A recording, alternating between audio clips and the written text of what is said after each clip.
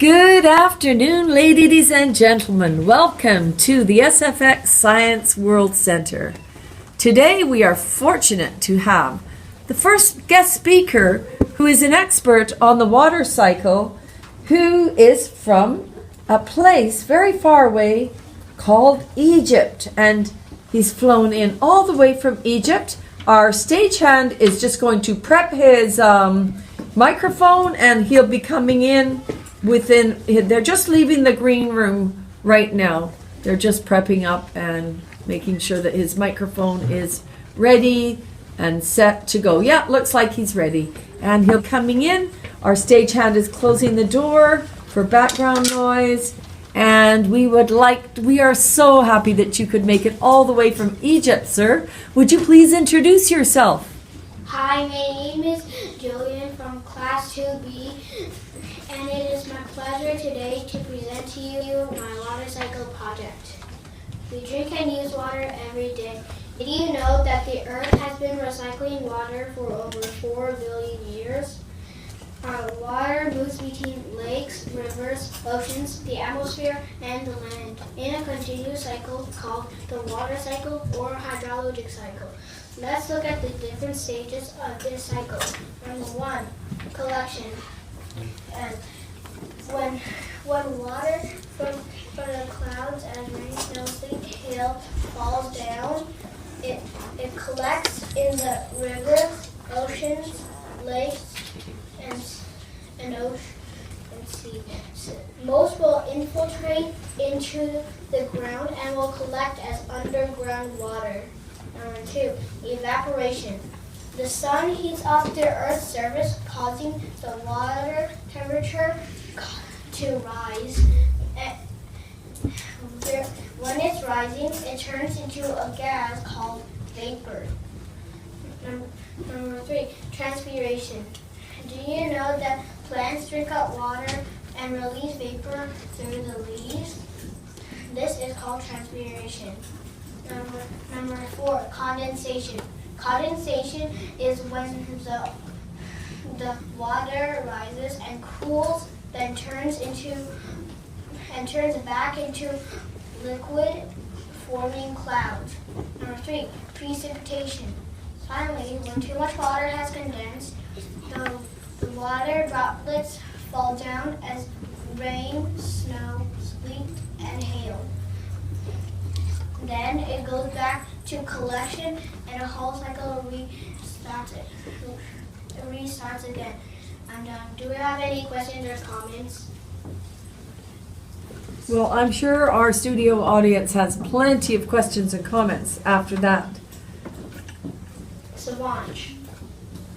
I like your project because it's so detailed and colorful. Thank you.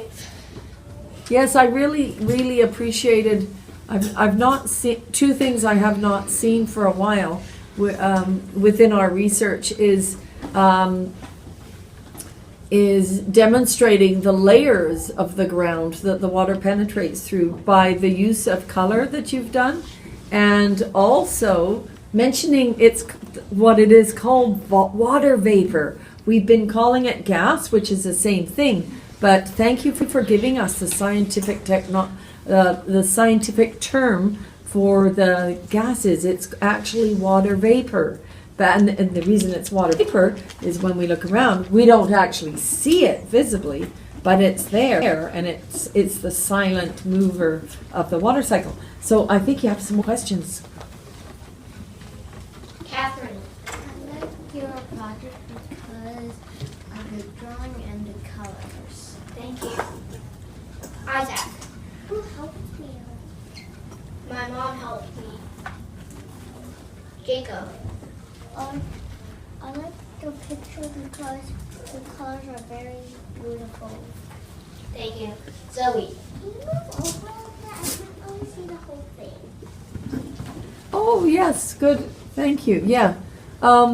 We have some very talented and experienced guest speakers that come, because I noticed that you were very good at standing to the side of what you were talking about and pointing each part out. Extremely well organized. I love the detail, And again, the way that you've actually included you've actually put a boat on there. And I mean, those people without water, they wouldn't be sailing, right? They wouldn't be sailing. There would be nothing, because if the water level went down, we'd be left with nothing but a crater, a dried up crater. And there's parts of the world with climate change right now, where the climate change is so drastic that almost all of the lake is gone and it's almost just a crater.